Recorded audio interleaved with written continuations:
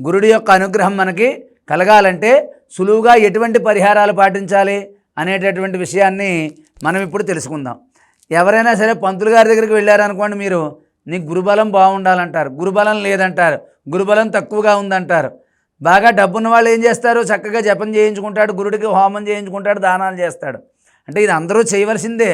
అంటే వాడు విశేషంగా చేసినా మనం స్వల్పంగా చేసినా గురుడికి ఎటువంటి నియమాలు పాటించాలి అంటే, గురువారం నాడు మద్య మాంసాలు కూడా ముట్టుకోకూడదు. గురువారం నాడు మద్య మాంసాలు ముట్టుకోకూడదు.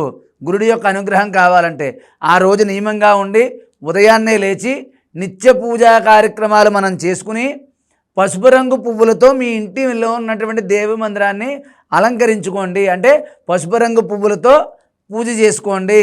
అలాగే గురువారం నాడు మీ దగ్గరలో ఉన్నటువంటి నవగ్రహాల దగ్గరికి వెళ్ళి అక్కడ అయ్యగారిని అడిగితే, అయ్యా గురుగ్రహం ఎక్కడుంది అంటే చెప్తారు.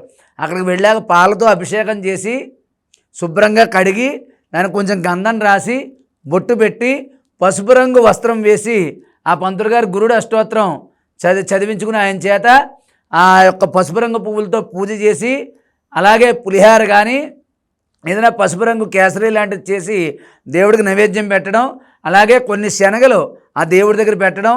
ఇంకా అవకాశం ఉన్నవాళ్ళు పసుపు రంగు వస్త్రంలో కేజీంపావు కానీ 3/4 కేజీ కానీ 1/2 కేజీ కానీ శనగలు పసుపు రంగు వస్త్రంలో పోసి సంపూర్ణ గురుగ్రహ అనుగ్రహ సిద్ధ్యర్థం అని చెప్పి ఆ శనగలు పసుపు రంగు వస్త్రం కూడా పంతులు గారికి దానం ఇవ్వండి.